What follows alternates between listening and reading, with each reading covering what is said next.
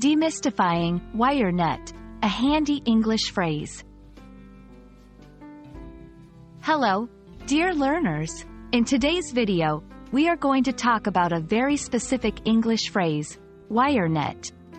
Now, if you're imagining a nut that likes to exercise or perhaps a squirrel with a penchant for electronics, you're in for a surprise. Let's break down the two words.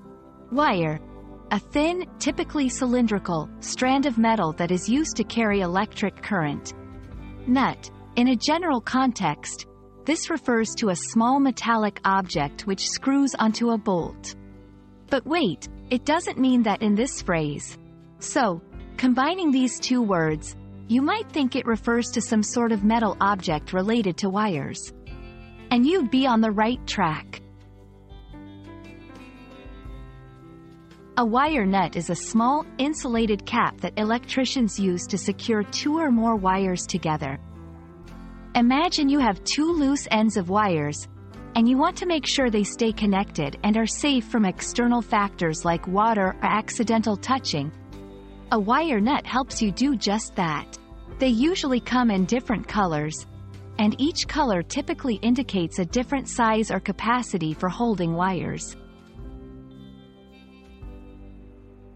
While wire nut is mostly used in the context of electrical work, you might come across it in day-to-day English in situations related to home repairs or DIY projects. Here are a couple of examples.